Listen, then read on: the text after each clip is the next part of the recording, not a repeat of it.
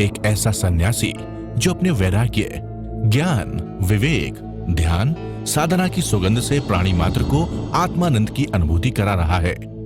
एक ऐसा प्रवचनकार जिसके प्रवचन श्रवण के लिए हर जाति, संप्रदाय, समाज, क्षेत्र के लोग आतुर रहते हैं।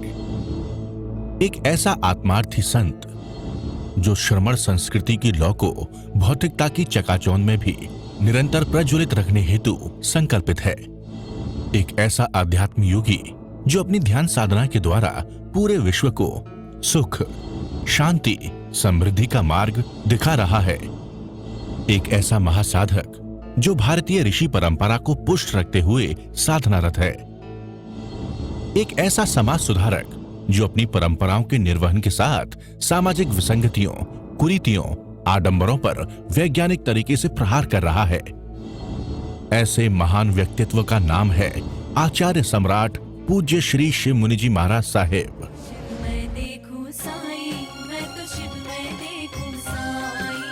ये महावीर की आत्मदृष्टि पल पल तुम्हें कर्म निर्जित करती है। और मेरा, तेरा, ये मेरी परंपरा, ये तेरी परंपरा, ये सब डुबोएगी तुमको। मेरी बातें कड़वी लग सकती हैं, कोई परंपरा काम नहीं आएगी। अंतिम समय काम आएगी महावीर की आत्मदृष्टि। यदि तुमने तिरना है जगत से, कोई गुरु तार नहीं सकता, कोई परंपरा तार नहीं सकती। तारेगा आपकी आत्मदृष्टि और महावीर की आत्मदृष्टि। अरिहंत परमात्मा का साधना भेद ज्ञान, ये आपको मोक्ष तक ले जाएगा। ये अरिहंतों की वाणी है, अरिहंत परमात्मा वीतरागी है। तो मानो गुरुओं को मैं मना नहीं करता, पर किसी में अटको मत। जहां अटके वहां खटके, सबसे पार चले जाओ। तो भरत चक्रवर्ती को इस तरह से चिंतन करते करते करते करते एक धारा में व्यक्ति बह जाता है, उत्कृष्ट भाव आ जाते हैं। अंतर मुहूर्त 48 मिनट तक वो भाव रह के केवल ज्ञान हो जाता है। तुमको भी हो सकता है, मुझको भी हो सकता है, पर इतने भाव रहे तो होगा। एक महीने में तो भाव बदल जाते हैं। भाव रहने चाहिए। तो क्या है, भगवान ने क्या कहा, ये शरीर क्या है। दुखमयी पर्याय क्षण भंगर सदा कैसे रहे, अमर है ध्रुव आत्मा वह मृत्यु को कैसे वरे। दुखमयी पर्याय क्षण भंगुर सदा कैसे रहे, अमर है ध्रुव आत्मा वह मृत्यु को कैसे वरे। ध्रुवधाम से जो विमुख वह पर्याय ही संसार है। ध्रुवधाम की आराधना आराधना का सार है। ये संसार दुखमयी पर्याय, शरीर प्रतिपल प्रतिक्षण क्षीण होता जा रहा है। ये दुखमयी पर्याय क्षण भंगुर कुसज्ञ जाओ सुबिंदी थोवं चिट्ठी लम्बानी इदं मनुयान जीवं समयं गोयम अपमय। उत्तराध्यान सूत्र के 10वें अध्ययन में दूसरी गाथा में भगवान महावीर कह रहे हैं, कुसज्ञ जाओ सुबिंदी थोवं चिट्ठी लम्बानी एवं मनुयान जीवं समयं गोयम अपमय। हे गौतम, प्रमाद मत कर। ये जीवन कुशा के अग्रभाग पर रखा हुआ ओस का बिंदु लगता है मोती, मोती नहीं होता। सूरज निकला वो मोती बह जाएगा, पानी हवा का झोंका आया बह जाएगा। ऐसे ये मनुष्य का जीवन बहुत सुंदर लगता है, थोड़ी देर के बाद बदल जाएगा। भगवान की वाणी कहती, अनित्य का बोध कहती, क्या ये संसार, कैसा संसार, कुछ भी अपना नहीं। अपना मानना ही गलत है। तुमने जिसको अपना माना तुम फंसे, और जो तुम्हारा है उसको तुम भूल जाते हो। तुम्हारा क्या है, बोलो क्या है। आवाज नहीं आ रही, आवाज फिर भी नहीं आ रही। आत्मा, बड़े मुर्दे मुर्दे से बोल रहे हैं, जैसे आत्मा है ही नहीं भीतर। ये बोलो आत्मा, बोलो आत्मा। अभी भी आवाज नहीं आ रही, मेरी अकेले की आवाज ज्यादा है। आत्मा, बस मैं आत्मा हूं, सत्य हूं, शुद्ध हूं, निरंजन हूं, निर्विकार हूं, समृद्ध हूं। तीनों लोगों की संपदा मेरे भीतर है। अनंत सुख मेरे भीतर है, अनंत शांति मेरे भीतर है, अनंत ज्ञान मेरे भीतर है। कोई मुझे सुख दे नहीं सकता और कोई मुझे दुखी कर नहीं सकता। क्या महावीर को दुखी कर दिया? मैं पूछता हूं आपसे, क्या भगवान ऋषभदेव दुखी हो गए? 13 महीने भोजन नहीं मिला उनको, तो संकल्प शक्ति चाहिए। बहनें मांस खमन कर रही हैं, क्या वो दुखी होकर कर रही हैं? भाई कर रहे हैं, बहनें कर रही हैं। भीतर चाहे शरीर कमजोर हो रहा है, शरीर कमजोर होगा, शरीर को ध्यान ही मत दो, आत्मा में शक्ति बढ़ रही है, आत्मा में लगे हुए कर्म निर्जित हो रहे हैं और तुम कुंदन बन रहे हो। आत्मा की शक्ति को पहचानो और जब जब याद करो आत्मा को, आत्मा का चिंतन करो कि मेरा कोई नहीं, मैं अकेला, स्वयं में संपन्न परिपूर्ण, कोई ना मिले, मैं समृद्ध हूं, परिपूर्ण है, क्योंकि मेरा आत्मा अरिहंत परमात्मा मेरे साथ है। ये चिंतन करते करते तुम जितने क्षण चिंतन करोगे तुम मोक्ष के नजदीक चले जाओगे। 2 प्रकार का चिंतन और 12 प्रकार की भावनाओं में ये चिंतन करते रहे। ये संसार क्या है? आत्मा ध्रुव है, सत्य है, इसको की मौत हो नहीं सकती। शरीर की मौत होती, शरीर मरता है, तो फिर हम चिंता किस बात की करें? बचपन, जवानी, बुढ़ापा आता है चला जाता, एक बार नहीं अनंत बार आया। हीरा बहुत पसंद है आपको, यदि आपको कोहिनूर हीरा मिल जाए तो यहाँ प्रवचन सुनोगे मेरे पास आके? बड़ा मुश्किल है कोहिनूर हीरा मिल जाए। ये कोहिनूर हीरा कितनी लंबी यात्रा कर गया पता है आपको? कोहिनूर हीरा पहले किसके पास था? ये गोलकुंडा की खान से निकला कोहिनूर हीरा, इतना मोटा हीरा। तुम्हारे पास तो इतने इतने हीरे होते, इतने इतने हीरे। गोलकुंडा में निकला।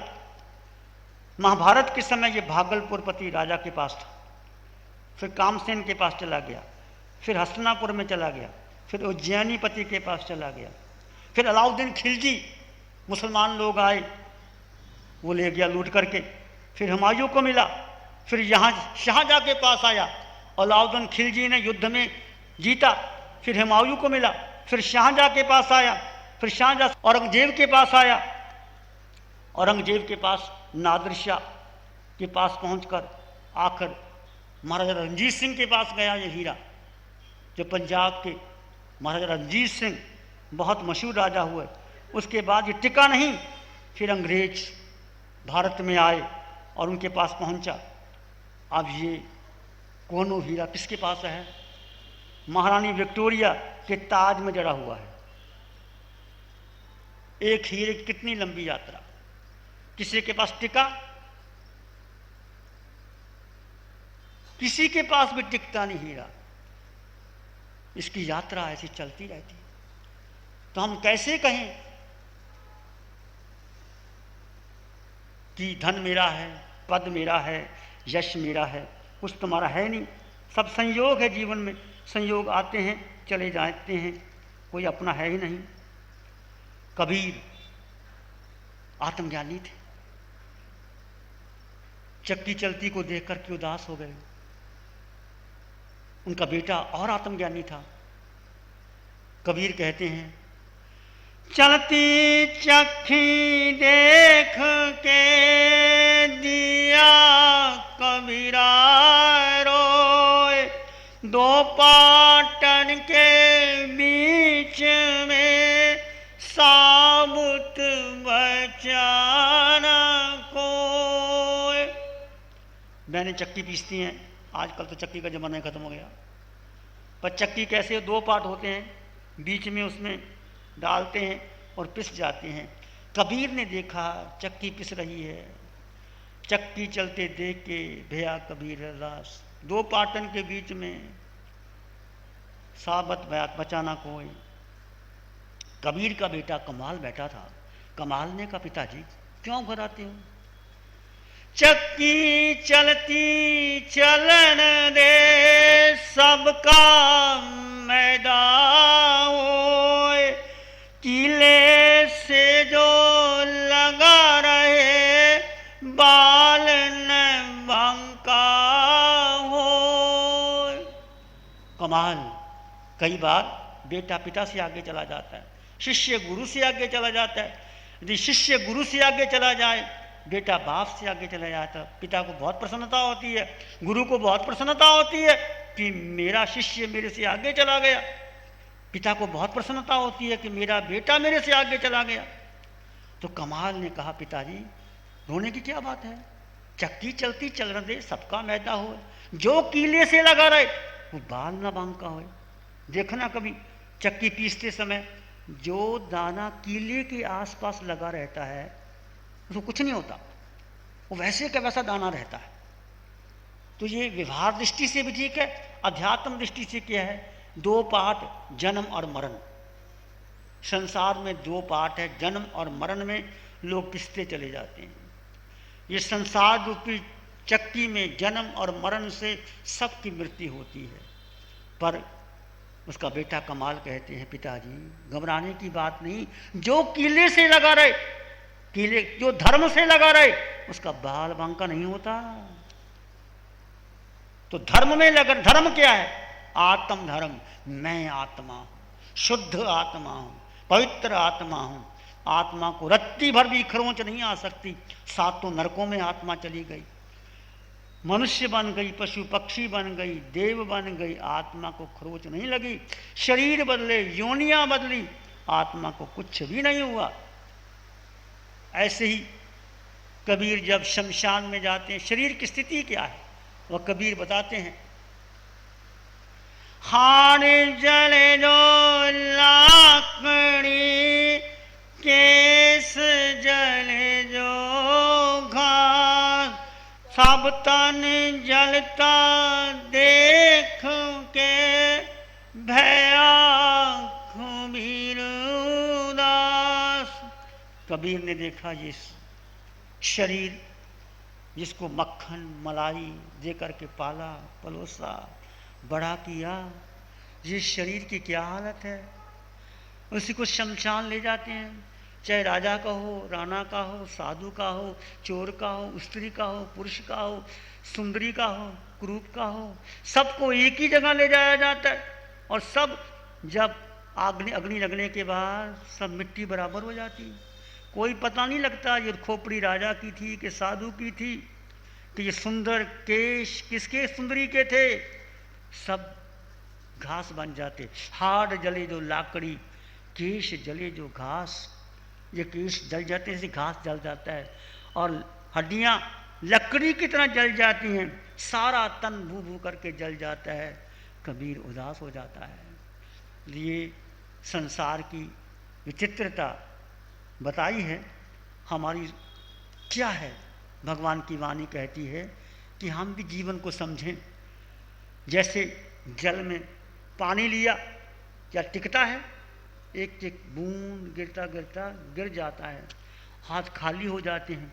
ऐसे जब से जन्म लिया और देखो कितने साल के हो गए, 50 साल, 60 साल, 70 साल, कितने साल जीना। समान 100 बरस के पल भर का पता नहीं, क्या हो जाएगा, कब क्या हो जाएगा। अंजलि जल सम जवानी क्षीण होती जा रही, प्रत्येक पल जर जर जरा नजदीक आती।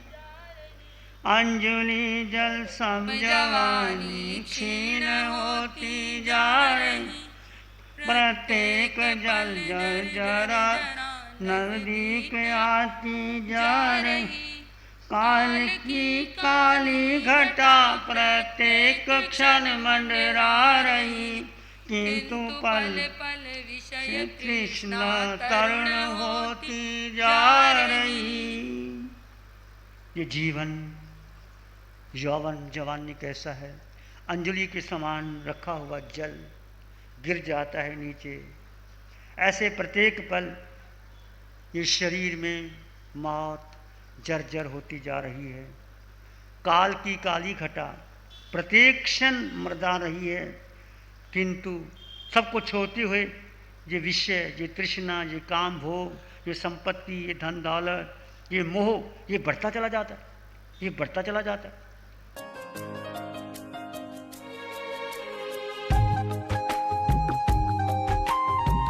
आंखें बंद, मन वचन काया शांत, शरीर शांत, विचार शांत, सृष्टि शांत, वातावरण शांत, हर दिशा हर किनारा शांत शांत शांत। सिर के सिरे से पांव के अंगूठे तक अपने भीतर शुद्ध चेतना का एहसास कीजिए। तुम केवल आत्मा हो, केवल आत्मा। एक शरण है धर्म की और शरण नहीं कोई, सत्य वचन के तेज से जन जन मंगल हो, सबका मंगल हो, तेरा मंगल हो, सबका मंगल हो, सबका भला हो, सबका मंगल हो, सबका शुभ हो। इसी में एक लंबा गहरा श्वास लें, अरिहंत परमात्मा के चरणों में अनंत कृतज्ञता ज्ञापित करें। एक और लंबा गहरा श्वास, अरिहंत परमात्मा के चरणों में नमन और वंदन। दोनों हाथों को आंखों पे ले जाएं, हल्का सा स्पर्श, धीरे से आंखें खोल सकते हैं।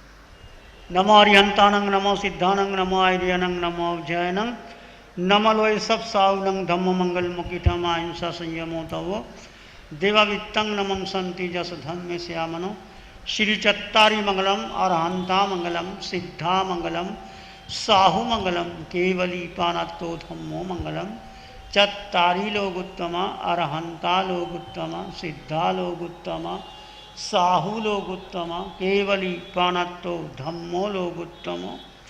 चत्तारी शरणां भवज्ञा अरहन्ते शरणां भवज्ञा, सिद्धे शरणां भवज्ञा, साहु शरणां भवज्ञा, केवली प्रणतां धम्मां शरणं भवज्ञामि। चार शरण दुख हरण जगत में, और शरण कोई होगा जो भव्य प्राणी करे आराधन उसका पद होगा उसका।